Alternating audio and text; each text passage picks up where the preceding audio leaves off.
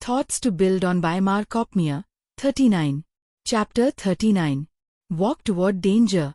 When I was a very young man, just starting out in business, without education, without money, without influential connections, without any of the alleged requisites for a successful career, I was fortunate in getting a little book, Tips on Leadership, by Herbert N. Casson, whom B.C. Forbes called the ablest writer on business and businessmen in the whole of Britain.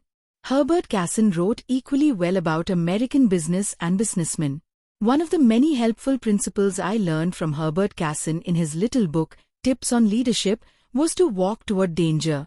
That precept has profoundly influenced my life.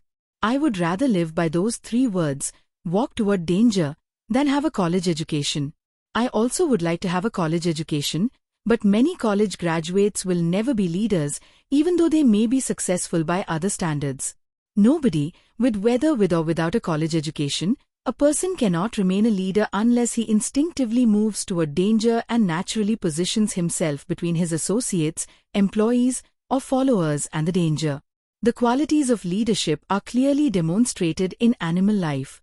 At the first sign of danger, the leader of the herd steps out of the crowd, stands apart from the others, and walks toward the danger. Always. Otherwise, he will not continue to be the leader. The same is true in business, politics, and civic affairs. A leader must do more than give directions and issue orders. He must protect those he leads. In times of danger, he must step out from the crowd. He must face the challenge head-on, personally. He must walk toward danger. He must place himself between the danger and his followers. The first time he hesitates, the first time he falters, he will no longer be the leader. His followers will turn away and follow another leader. So you see, the risks of leadership are very great. Being a leader is no job for the timid.